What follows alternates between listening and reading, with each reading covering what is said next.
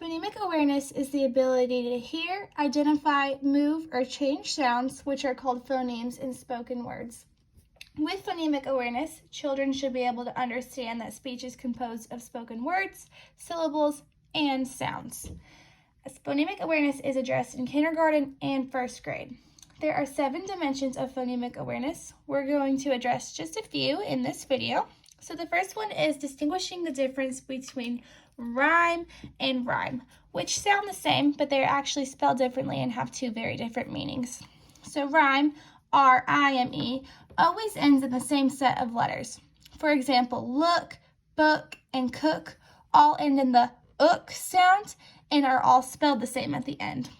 There's also an onset and rhyme of each rhyme family. So your onset is your consonants, which would be your l, b, and k sounds, and your rhyme is your ook sounds. Now rhyme, R-H-Y-M-E, words do not have to end in the same set of letters. For example, right, kite, and night all rhyme, but they are not a rhyme family because they're all spelled differently at the end.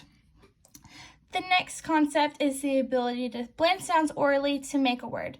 So if the teacher's goal was to get the students to say the word bat by sounding it out, the teacher could say the sound b, b, and the students could say b. Then the teacher would say the sound ah, ah, and the students would say ah. Lastly, the teacher would say the sound t, t, and the students would say t.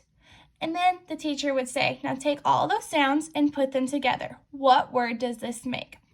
The correct answer is bat. B-at. It's also important to address the onset and rhyme in this dimension as well. So your onset would be b, and your rhyme would be at. And an example of a rhyme family would be bat, cat, and mat. And lastly, the ability to distinguish oddity is also a dimension of phonemic awareness.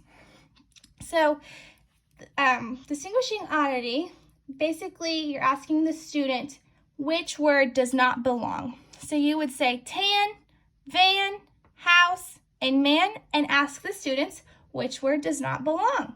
The correct answer would be house.